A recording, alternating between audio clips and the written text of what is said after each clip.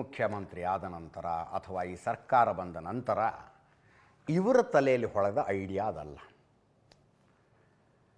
ಬೆಂಗಳೂರಿನ ಪಕ್ಕದಲ್ಲಿ ಒಂದು ಅತ್ಯಾಧುನಿಕವಾದ ಟೌನ್ಶಿಪ್ ಇರಬೇಕು ಅನ್ನುವ ಆಲೋಚನೆ ಇವ್ರ ತಲೆಯಲ್ಲಿ ಬಂದು ಇವರು ಶುರು ಮಾಡಿದ ಯೋಜನೆ ಅಲ್ಲ ಇದು.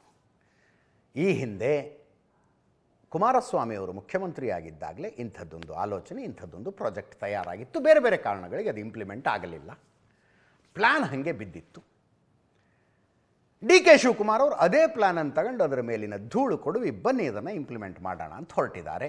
ಆ ವಿಷಯದಲ್ಲಿ Kumaraswamy versus D K Shivakumar, Congress versus JDS ಆಗ್ತಾ ಇದೆ. ಅತ್ಯಂತ ಫಲವತ್ತಾದ ರೈತರ ಭೂಮಿಯಲ್ಲಿ ನೀವು ಲೇಔಟ್ ಮಾಡೋದಕ್ಕೆ ಯಾಕೆ ಹೊರಟಿದ್ದೀರಿ ಅಂತ JDSನವರು ಈಗ ಪ್ರಶ್ನೆ ಕೇಳ್ತಾ ಇದ್ದಾರೆ. ನೀವೇ ಶುರು ಮಾಡಿದ ಪ್ಲಾನ್ ಅಲ್ಲಪ್ಪ ಇದು. ರೈತರು ಈ ಹಿಂದೆ ಕಂಡು ಕೇಳರಿಯದಷ್ಟು ಪರಿಹಾರ ಅವರು ಭೂಮಿಗೆ ಕೊಡ್ತೀವಿ. ಅಲ್ಲಿ ನಿಜವಾದ ಕೃಷಿಕರಿಲ್ಲ, ನಿಜವಾಗ್ಲೂ ಅಲ್ಲಿ ಕೃಷಿ ನಡೀತಾ ಇರೋದಲ್ಲ. ಒಂದು 2 ಗ್ರಾಮದಲ್ಲಿ ಒಂದು ಒಳ್ಳೆ ಹೈನುಗಾರಿಕೆ, ತೋಟಗಾರಿಕೆ ನಡೀತಾ ಇರಬಹುದು. ಉಳಿದಂತೆ ಅಕ್ವೈರ್ ಆಗ್ತಾ ಇರುವ ಲ್ಯಾಂಡ್ನಲ್ಲಿ ನೀವು ಹೇಳುವಂಥ ಕೃಷಿಯನ್ನು ನಡೀತಾ ಇಲ್ಲ ಅಂತ ಡಿ ಕೆ ಶಿವಕುಮಾರ್ ಅವರು ಈ ವಿಷಯದಲ್ಲಿ Nikhil Kumaraswamy versus D K Shivakumar ಒಂದು ಟಾಕ್ ಫೈಟ್ ಆಗಿದೆ. ಕೇಳಿಸ್ಕೊಳ್ಳಿ. ನನಗೆ ಅವ್ರ ಸ್ಟೇಟಸ್ಸೇ ಗೊತ್ತಿಲ್ಲ. ನನಗೆ ಇನ್ನು ನಾನು ಉತ್ತರ ಕೊಡೋಕೆ ನಂಗೆ ಇಷ್ಟ ಇಲ್ಲ. ನಾನು ಬೇರೆ ಲೋಕಲ್ ಲೀಡರ್ಸ್ ಇದ್ದಾರೆ, ಉತ್ತರ ಕೊಡ್ತಾರೆ.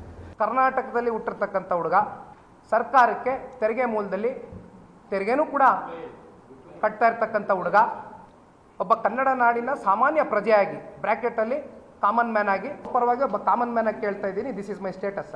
ಉಪಮುಖ್ಯಮಂತ್ರಿಗಳಿಗೆ ಏನಾದರೂ ನಿಜವಾದಂಥ ಕಾಳಜಿ ನಮ್ಮ ರೈತರ ಪರವಾಗಿದ್ದರೆ ದಯವಿಟ್ಟು ಹಳ್ಳಿಗಳಿಗೆ ಒಂದ್ಸಲಿ ಬರಲಿ. ನಿಖಿಲ್ ಕುಮಾರಸ್ವಾಮಿ ಟೈಮ್ ಕೊಡ್ತಾನೆ ಕಾಮನ್ ಮ್ಯಾನ್ ಆಗಿ. ನನಗೆ ಆ ಹುದ್ದೆ ಬೇಕಾಗಿಲ್ಲ. ಕಾಮನ್ ಮ್ಯಾನ್ ಆಗಿ ಒಬ್ಬ ಕನ್ನಡಿಗನಾಗಿ ನಾ ಬರ್ತೀನಿ. ಕುಮಾರಸ್ವಾಮಿ ಅವ್ರಿಗೆ ಚಾಲೆಂಜ್ ಮಾಡೋದಿರಲಿ, ರೈತರಿಗೆ ಉತ್ತರ ಕೊಡಬೇಕು, ಸಮಸ್ಯೆ ಉದ್ಭವ ಆಗಿರೋದಿರಲಿ. ಕಾಕ್ರೋಚ್ ಪಾರ್ಟಿ ಅಂತ ಹುಟ್ಟಿದೆಯಲ್ಲ, ಸೋಷಿಯಲ್ ಮೀಡಿಯಾ ಇವತ್ತೇನು ಭಾಳ ಒಂದು ದೊಡ್ಡ ಮಟ್ಟದಲ್ಲಿ ಸಂಚಲನ ಸೃಷ್ಟಿಯಾಗಿದೆ. ಕಾಕ್ರೋಚ್ ಪಾರ್ಟಿಗೆ ಅಧ್ಯಕ್ಷ ಆಗ್ಬಿಡ್ಲಿ. ನಿನ್ನೆ ಫ್ರೀಡಮ್ ಪಾರ್ಕಲ್ಲಿ ನಿಂತ್ಕೊಂಡು ಮಾನ್ಯ ಮುಖ್ಯಮಂತ್ರಿಗಳು ಐ ಆಮ್ ಕಾಕ್ರೋಚ್ ಅಂತ ಟಿ ಶರ್ಟ್ ಬಿಡುಗಡೆ ಮಾಡ್ತಾರೆ ಸರ್. ಮುಂದಿನ ಸುದ್ದಿಗೆ ಹೋಗೋಣ.